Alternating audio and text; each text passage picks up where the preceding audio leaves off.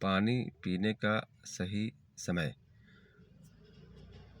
हम लोग देखते हैं हमारे आसपास में, हमारे घरों में बहुत सारे लोग ऐसे हैं जिनको हमेशा पेट का प्रॉब्लम रहता है, पेट खराब रहता है। तो ऐसे लोगों के लिए, क्योंकि पेट को खराबी और गैस्ट्रिक्स प्रॉब्लम या एक्स्ट्रा गैस्ट्रो पेन जो होता है पेट के अंदर में, वो सबसे बचना चाहिए, वरना बाद में ये बीमारी जो है आपको कैंसर तक लेके जा सकता है। और ऐसा बहुत ज़्यादा मरीज आजकल देखने में आ रहा है कि उनको लीवर में प्रॉब्लम हो रहा है, उनको गैस्ट्रो इंटेस्टाइनल प्रॉब्लम हो रहा है और उनको पेट के अंदर में अल्सर हो जाता है। तो पानी पीने का सही समय पर ध्यान दिया जाए। खाने के तुरंत बाद तो बिल्कुल पानी ना पिया जाए, थोड़ा सा पी सकते हैं अगर आधा कप के बराबर तो ठीक है, वरना ना पीने की कोशिश करें। तो सबसे पहला पानी पीने का सबसे अच्छा वक्त क्या है?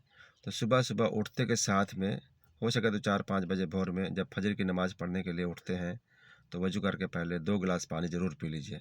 एकदम ये बहुत ज़्यादा फ़ायदेमंद है। पुराने हकीम लोग भी इस बात को बहुत बताते आ रहे हैं, हर जगह हर धर्म के लोग, कि सुबह पानी पीना बहुत ज़्यादा फ़ायदेमंद है। तो सुबह उठते के साथ में 4-5 बजे के आसपास, 6 बजे के आसपास, जितना जल्दी उठें उतना अच्छा है। उठ के 2 गिलास पानी पी लें। अगर कोई ख़ास काम ना है, सोने की ज़रूरत है तो फिर दोबारा सो सकते हैं, वरना काम में लग जाएँ, दुनिया कामों में। और सुबह सुबह 2 गिलास पानी पीने के बाद 1-2 घंटा कुछ भी ना खाया पिया जाए। उसके बाद आप 2 घंटा के बाद कुछ खाइए पीजिए, और उसके बाद ये दिन का बाकी टाइम फिर कब पानी पिएंगे? जब जब प्यास लगे तब पानी पिया जाए। और फिर उसका, और पानी पीने का सबसे अच्छा समय होता है कि दिन में हम लोग 3 टाइम खाते पीते हैं।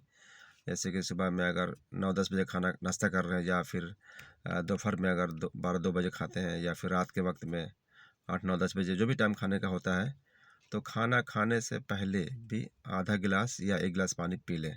यस, खाना खाने से पहले आधा गिलास या 1 गिलास पानी पी लें, क्योंकि खाने के बाद तो आपको प्यास लगेगा।